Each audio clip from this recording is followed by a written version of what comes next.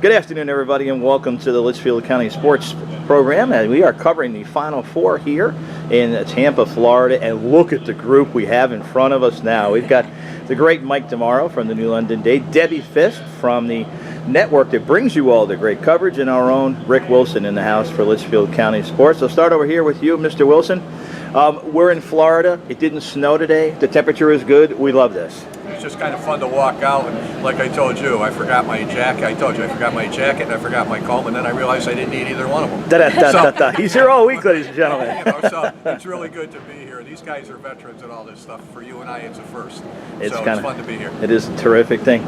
Deb, you know, I don't think we realized, or fans of Litchfield County Sports realized, the connection between you and Mrs. Wilson. Carolyn, tell folks about that. How do you know each other? Our USJ connection, University of St. Joseph. She works at the Janger Center and I at the Athletic Center. So we see each other a lot on campus, and I love you. You're a lucky man. She's a wonderful woman. Oh, she's going to love this. Oh, wow. Now, the fact... You know, yesterday he was telling them that it was 80 degrees and he was sitting by the pool and somebody was going to bring him a drink. So this will make up for that. See, there you go. Right? Michael, how are you today? I even have a connection to Mr. Wilson. Okay. Yeah, Tim. My mother-in-law, Eileen Crompton, won 4 state championships as a softball coach at Mills, and her favorite sports writer after me, of course. That was actually the first time I met Mike when he was all of a sudden started hanging around up in the northwest corner for some ungodly reason. People do say that about the northwest corner, especially, you know, when it was 23 degrees when we got on the plane on Thursday morning. We pulled in here at 73 and it felt great.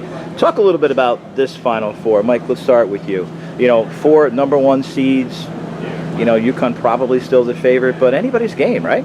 UConn the favorite, but they're going to have to play well to win this. You know, just as they did last year. You know, when it was going to be undefeated against undefeated. Yep. I thought, you know, all right, they're going to have to play good. They're going to have to play great. They may even have to play better here because I don't know that they'll have. They should be able to win Sunday, but Tuesday's going to be hard. Maryland's going to be a tough out, but well. then the 2 teams that are waiting, either South Carolina or Notre Dame, you know, it's going to be a tough match. Deb, your experience both, you know, you told me earlier this year when we first met, this is like your 3rd Final Four, right? Or is it your 4th now? 3rd Final Four in my role as analyst for the UConn women, but 4th because as a player, it was here as a Final Four. Now, what is that like? What are these kids going through? It's a great feeling, and you know, for I say Kia Nurse and those that's new to it, you don't really know it's ignorance is bliss, and you're just going along with the flow, and you're just kind of fun to be here. You don't really realize what it is. But the veterans, you know, Stewie's their 3rd year, you know, back to back, and Kalina, you know, it's kind of, you know, just like part of the season she expects every year. But it's still fun and it's exciting because now it's what you've worked for all season, and you're finally at the Final Four, and it's about winning that championship.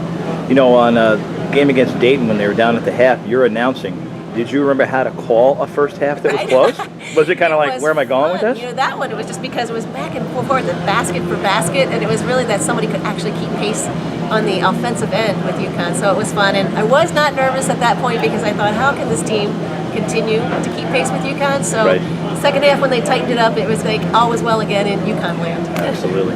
You know, and Rick, I was texting back and forth with you. Rich Elliott and I were up in Albany, and I said, is your flight refundable or your hotel? Because you never even think about these things. It's just, you were going on vacation one way or the other, right? I'm heading over to Orlando on Wednesday at some point this week, so whenever I'm done here, I'm just going over there.